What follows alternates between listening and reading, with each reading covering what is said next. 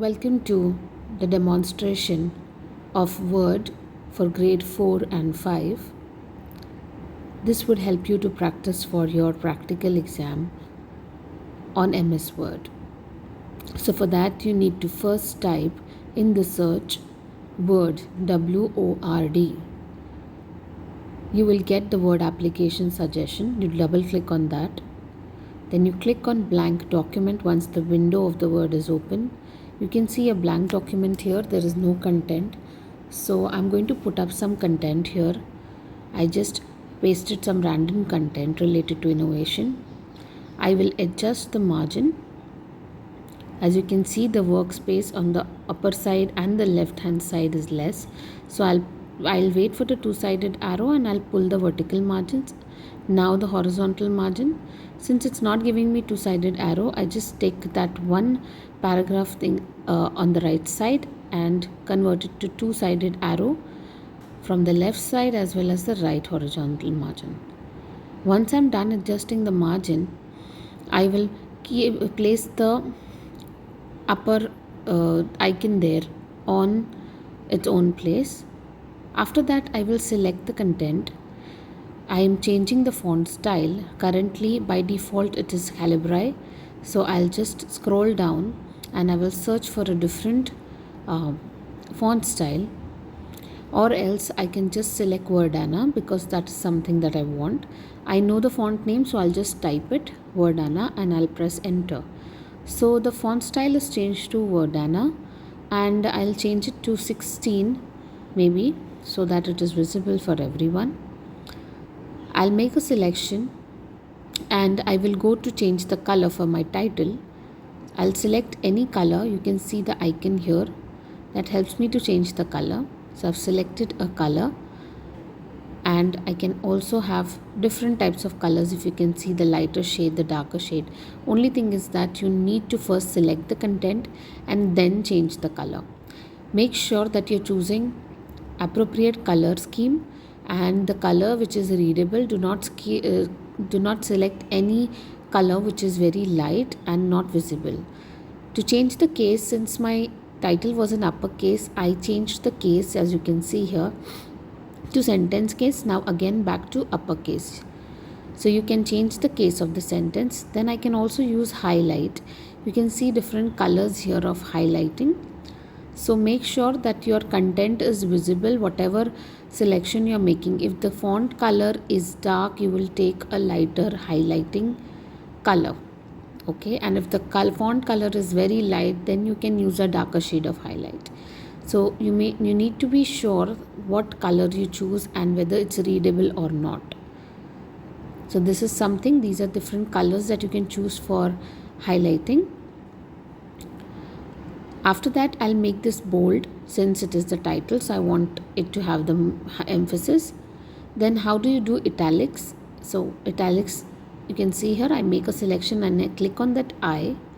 And if I want to do some more, like for example, italics and underline could be used to emphasize on the important points or some examples that we have here. So you can, if you want the reader to have attention to those things, so you can just make it italics or underline. And this is something that I have done, underline, and I have undone also. I select the entire content, and if I want to increase the or decrease the size of my font from 2 points, I'm going to click that once. So you can see a bigger arrow and a smaller A and a bigger A. So one time click will help you to increase the font size by 1. Again, I'm adjusting some margins here. Yeah, you can see that the upper part of that is making it look like a paragraph. This is undo, and that the right side arrow is redo. You also have shortcut for doing to undo, that is Control C. After that, adjusting it to a paragraph pattern, I am going to look into some details like the zooming in and zooming out. So when your percentage is more than 200 or something, then the then the visibility of the page is little bigger, so you don't get enough space to work at once. So make sure that your zoom in percentage is not more than 150. I will look into alignment now. So I make a selection. If I want my text to be center aligned, left aligned, right aligned, justified, I click it accordingly. You can see the difference here in these four types of alignments. If I want the spacing between the lines to be what percentage, if you can see here, 0.1, 1.1.5, etc. So you will select the spacing between the lines as per your convenience. After that, I go to insert. In this, I am trying to insert a picture. So I click on this picture. If I have this saved in the device, I'll click on device. I do have stock images also. So from the device, if I have the related picture, I'm going to just pick up and click on insert. Then after that, I have online pictures. Since I'm not connected to the internet, but we click on online pictures and we get a lot of pictures. We just click on that and we click on insert. After that, you have to learn to insert shapes. So I'm adding a rectangle here. I click on that and I drag it to the size of the rectangle that I want. Once I've added that, you can see that the tab of shape format is added to my screen. Yeah, for that I have to select the rectangle, then only it's going to give me shape format.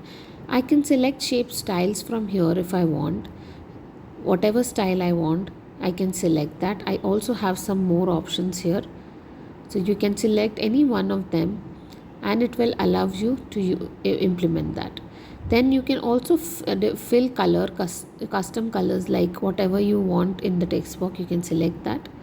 Then if you want, you can also have no outline, or else if you want to have a thick outline or something. So these are different options that you have. You can make the outline of your shape thicker by clicking on that. Then you can also give some effects to your shape. For example, all these effects that you have, glow, present, etc. So you can have those effects added to it. You can try each one of them and see for yourself the difference. You can also add text by right clicking and clicking on add text. So it will allow you to add text inside your shape. This is very important. Okay, after adding the text, it will help me to edit the text as well. I make a selection, I can change the color of the text, I can also have outlines, I can have different styles of my text. Can you see a quick styles? I can select from that. Then I go to home and I want to increase the size of my font, so I click on this increase option as many times as I want. Again, shape format, and here if you see how the text has to be displayed, I can have all that horizontal, vertical, etc. Then do you want it to be displayed in the middle, to the bottom of the shape, etc.? That option will also help you to adjust that. That is align text. Once I'll adjust my shape to the place where I want. Again, I'll go to insert. In this, I have the options called, okay, draw is also one of the options here. So you click on draw and you can just draw the way you want, selecting on the different types of pens and drawing tools that you have. Thickness can be adjusted, colors can be adjusted. Everything can be adjusted. It works like a pencil, pen, highlighter, etc. So you can use all of them.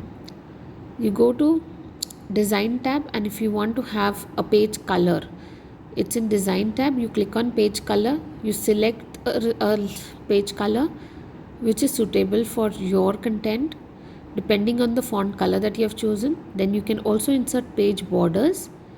So you have different types of borders here. I click on 3D or box border and I get different styles here. I can select any one of them. I can also change the color of my border, and I can also decide on the width or the thickness of the border. If I want some artistic ones, that also I have, but for now I don't need that. I wanted to go for the whole document. Means whatever pages I'm going to add, it will add to it. I say OK.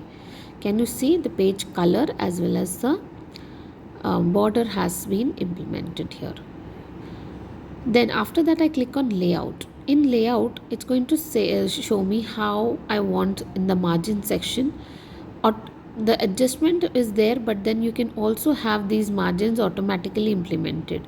There is normal, narrow, I have implemented all of them. You can also try that by implementing it so that you will understand what exactly each margin does.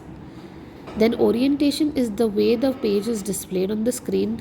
By default, it's portrait mode, that is vertical. And when you click horizontal, that is landscape mode, it gives you a horizontal look. So portrait and horizontal.